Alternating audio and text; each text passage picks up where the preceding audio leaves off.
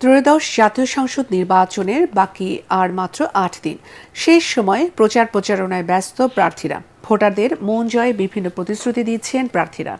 একই সাথে চলছে গণসংযোগ উঠান বৈঠক। প্রতিনিধিদের পাঠানো তথ্যচিত্রে রাজধানী সহ সারা দেশে নির্বাচনী প্রচারণার খবর জানাচ্ছেন ঐশী গোস্বামী প্রমা।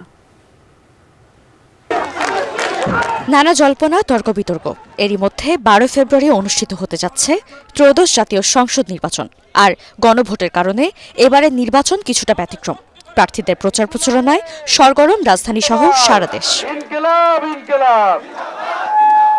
রাজধানীতে বিএনপি, জামায়াত, এনসিপি প্রার্থীদের মধ্যে চলছে এগিয়ে থাকা লড়াই।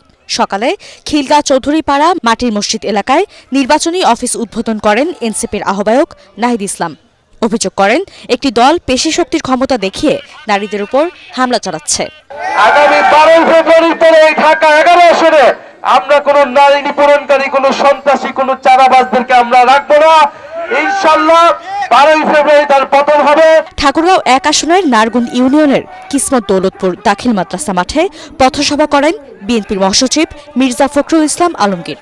তিনি বলেন, যে দলের নেতাকর্মীরা নারীদের সম্মান দিতে জানে না, তারা ক্ষমতায় আসলে দেশের জন্য ভালো কিছু করতে পারবে না। নাটোরে দলীয় ইশতেহার ঘোষণা করেছে 11 দলীয় জোট সমর্থিত জামাতে ইসলামী। সকালে শহরের মাদ্রাসা মোড়ে নির্বাচনী অফিসে সংবাদ সম্মেলনের মাধ্যমে ইশতেহার ঘোষণা করেন নাটোর জেলা জামায়াতের নায়েবে আমির ও নাটোর 2 আসনের দাঁড়িপাল্লার প্রার্থী অধ্যাপক ইউনুস আলী। ঐশী গোস্বামী প্রমা, এটিএন বাংলা।